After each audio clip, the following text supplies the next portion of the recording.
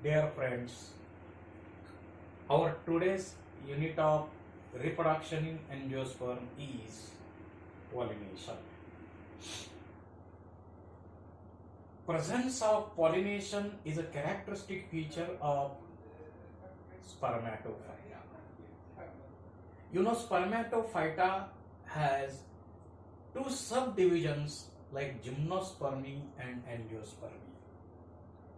The pollination was first started in gymnosperm, but it is direct and anemophilous type. म्हणजे काय तर सर्व gymnosperm मध्ये विंड पॉलिनेशन कॉमन आहे, एकच एजन्सी आहे. आणि डायरेक्ट पॉलिनेशन म्हणजे काय तर पोलन ग्रेन हे ओव्ह्यूल मध्ये जो पोलन चेंबर आहे त्यामध्ये डिपॉझिट होतात, म्हणून डायरेक्ट असं म्हणायचं. While pollination of angiosperm is indirect type, म्हणजे पोलन ग्रेन हे डायरेक्ट ओव्ह्यूल मध्ये डिपॉझिट होत नाही, ते स्टिग्मावर डिपॉझिट होतात, म्हणून त्या प्रोसेसला आपण काय म्हणतो indirect. It is indirect type. Angiosperm मध्ये पॉलिनेशनची प्रोसेस आपण आता स्टडी करू. What is pollination? Transfer of pollen grain from anther to stigma. It is called as pollination. Anther मध्ये पोलन ग्रेन बनतात. एंथर मध्ये बनलेले पोलन ग्रेन स्टिग्मावर जाऊन पोचण्याच्या प्रोसेसला आपण म्हणतो पॉलिनेशन. मग जर ही प्रोसेस एकाच प्लांट मध्ये होत असेल तर त्या प्रोसेसला आपण म्हणतो सेल्फ पॉलिनेशन, आणि दोन वेगळे प्लांट इन्व्हॉल्व होत असतील तर त्या प्रोसेसला आपण म्हणतो cross pollination.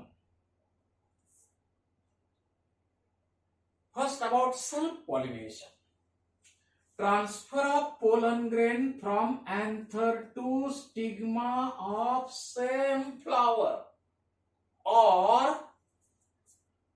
another flower of same plant. That is called as self-pollination. म्हणजे या फ्लावरच्या अँथरचे पोलन ग्रेन याच फ्लावरच्या स्टिग्मावर पडणे किंवा शेजारच्या फ्लावरवर त्याच प्लांटच्या हे पोलन ग्रेन पडणे म्हणजे सेल्फ पॉलिनेशन. आता एका फ्लावर मध्ये प्रोसेस होते की दोन फ्लावर मध्ये होते एवढाच तो फरक आहे, परंतु एकाच प्लांट मध्ये प्रोसेस होते. जर ही प्रोसेस एकाच फ्लावर मध्ये होत असेल तर त्या प्रोसेसला आपण म्हणतो autogamy. So what is ऑटोगॅमी?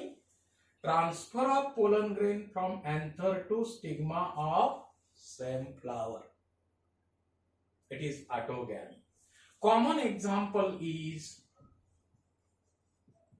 Mirabilis. Then geiton. Geiton means neighbour. शेजारच्या फ्लावरवर, त्याच प्लांटच्या शेजारच्या फ्लावरवर पोलन ग्रेन पडत असतील तर त्या प्रोसेसला गिटोनोगॅमी आपण म्हणतो. So what is geitonogamy? Transfer of pollen grain from anther to stigma of another flower of same plant. It is called as geitonogamy. Example maize. जर मेज मध्ये आपण पाहिलं तर मेजच्या प्लांट मध्ये फिमेल फ्लावर आणि मेल फ्लावर सेपरेट असतात. हे मेल फ्लावर आहेत सगळे. इथं मेल फ्लावर्स आहेत, फिमेल फ्लावर्स आहेत. जे कणीस आपल्याला मकाचं दिसतं ते फिमेल फ्लावर होते अगोदरचे. त्याच्यामध्ये लांब लांब धागे जे आपल्याला दिसतात ते धागे म्हणजे पूर्वीच्या स्टाईल आहेत. आणि जर इथले पोलन ग्रेन याच प्लांटच्या दुसऱ्या फ्लावरवर पडत असतील तर ही जेनेटिकली विचार केला तर सेल्फ पॉलिनेशन आहे, पण इकॉलॉजिकली विचार केला तर क्रॉस पॉलिनेशन आहे. Now question may ask, in which of the following plant there is a genetically self pollination but ecologically cross pollination? Common example is maize. Then cross pollination, transfer of pollen grain from anther to stigma of different flowers of different plants of same species or different species. दोन वेगळे plant involve होतात, म्हणून cross पॉलिनेशनला आपण आलोगॅमी असंही म्हणतो. याच्यामध्ये पुन्हा दोन टाईप येतात. जर ही प्रोसेस एका स्पीसीज मध्ये होत असेल तर त्या प्रोसेसला आपण झेनोगॅमी म्हणतो. फॉर एक्झाम्पल, एक जवार प्लांट आहे, या जवार प्लांटचे पोलन ग्रेन दुसऱ्या जवार प्लांटवर जाऊन पडत असतील तर या प्रोसेसला आपण झेनोगॅमी म्हणणार. आणि दोन वेगळ्या स्पीसीज मध्ये प्रोसेस झाली तर आपण त्या प्रोसेसला हायब्रिडायझेशन म्हणणार. These are basic types of pollination. Now, advantages and disadvantages of self and cross pollination. आता हे दोन टाईपचं जे पॉलिनेशन आहे याचे फायदे काय आणि तोटे काय आहे. सुरुवातीला आपण पाहू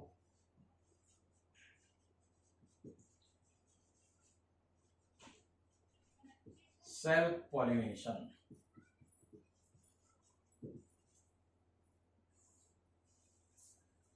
first, it is sure method.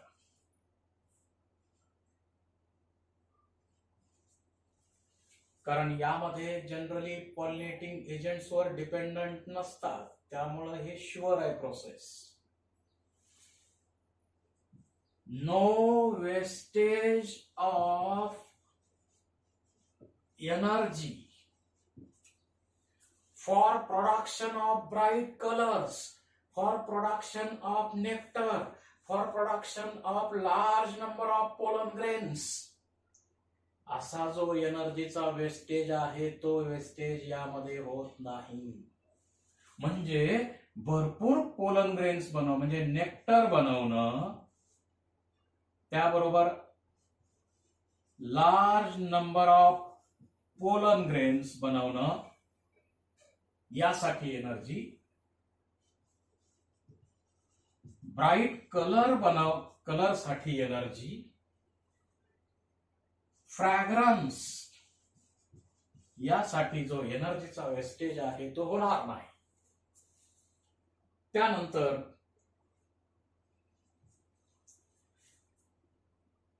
Genetically pure plants इथं बनतात.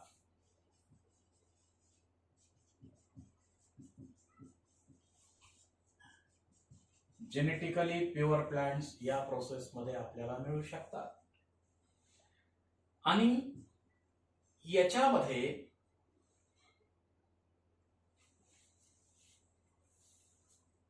दुसऱ्यावर डिपेंडंट प्रोसेस नसल्यामुळे ही शुअर मेथड म्हणता येईल. याच्यामध्ये वेस्टेज होत नाही. फ्रॅग्रन्स आणि कट करायचं. So advantages, it is sure method, कारण एकाच फ्लावर मध्ये प्रोसेस होत असल्यामुळं बाहेरच्या एजन्सीवर डिपेंडंट नसल्यामुळं निश्चितपणे सेल्फ पॉलिनेशन होऊ शकतं. There is no wastage of energy for production of nectar. There is no wastage of energy for production of large number of pollen grain. भरपूर पोलन ग्रेन बनवायची आवश्यकता नाही. There is no wastage of energy for production of bright colors. Attractive colors बनवायची आवश्यकता नाही आहे. There is no wastage of energy for production of fragrance. विशिष्ट असा वास त्याला नसता तरी चालतो. आणि ही मेथड जी आहे त्यामध्ये जेनेटिक प्युरिटी मेंटेन केली जाते. आणि जेनेटिक प्युअर इंडिव्हिज्युअल जर पाहिजे असतील तर त्यासाठी सेल्फ पॉलिनेशन गरजेचं आहे. Now disadvantages of self pollination. एक disadvantage, very little chance of variation. व्हेरिएशनचे फार कमी चान्सेस यामध्ये आहे. आणि जेनेटिक प्युरिटी मेंटेन केली जात असल्यामुळं फ्युचर जनरेशन वीकर राहणार. पुन्हा पुढचे generation weaker weaker weaker weaker weaker weaker. हा त्याचा डिसएडव्हान्टेज आहे.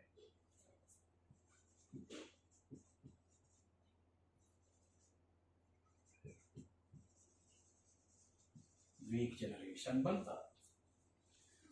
थर्ड, लेस नंबर ऑफ सीड्सचा नंबर कमी असतो, लेस व्हायबल असतात ते. त्यानंतर there is no chance to eliminate undesired character. एखादी अनडिझायर्ड कॅरेक्टर इलिमिनेट होण्याचा चान्स नाही. त्याचबरोबर एखादी good character, desired character add होण्याचा चान्स पण नाही. हे सर्व झाले डिसएडव्हान्टेजेस. आता याच्या ऍडव्हान्टेजेसला विरुद्ध याचे डिसएडव्हान्टेजेस आणि याच्या डिसएडव्हान्टेजच्या विरुद्ध याचे ऍडव्हान्टेजेस बघूया आपण लगेच. क्रॉस पॉलिनेशनचे ऍडव्हान्टेजेस आणि डिसएडव्हान्टेजेस. सुरुवातीला ऍडव्हान्टेजेस पहा, काय सांगता येईल. याच्या डिसएडव्हान्टेजच्या विरुद्ध पहिला ऍडव्हान्टेज काय, लिटल चान्स ऑफ व्हेरिएशन. आता इकडे दोन वेगळे प्लांट इन्व्हॉल्व होत असल्यामुळं व्हेरिएशन जास्त आहेत. व्हेरिएशनचे चान्सेस वाढले. आता व्हेरिएशनचे चान्सेस वाढले याचाच अर्थ दुसरा घेता येईल. You know, variation is a raw material of evolution, so that leads to evolution. इकडं सीडचा नंबर जास्त आहे, स्ट्रॉंग असतात, वायबल असतात. सीडचा नंबर जास्त असतो. एखादी अनडिझायर्ड कॅरेक्टर इलिमिनेट होण्याचा चान्स आहे. एखादी डिझायर्ड कॅरेक्टर ऍड होण्याचा चान्स आहे. तर हे सगळे याचे फायदे आहेत. आणि जे नवीन इंडिव्हिज्युअल बनतात ते जेनेटिकली व्हेरिएबल आहे, डिफरंट आहे, स्ट्रॉंग आहे. हे झाले त्याचे ऍडव्हान्टेजेस. आता याचे डिसएडव्हान्टेजेस काय म्हटलंय आपण, याच्या ऍडव्हान्टेजच्या विरुद्ध याचे डिसएडव्हान्टेजेस. म्हणजे काय, इकडे काय म्हटलंय, शुअर मेथड. इथं आपण काय म्हणू शकतो, it is not sure method. Sure नाहीये. No wastage of energy for production of nectar. Wastage of energy for production of nectar. No wastage of energy for production of large number of pollen grains. Wastage of energy for production of large number of pollen grains. There is a wastage of energy for production of bright colors, fragrance. हे सर्व बनवण्यासाठी एनर्जीचा wastage तिकडं होत नाही, इकडं मात्र wastage होतो.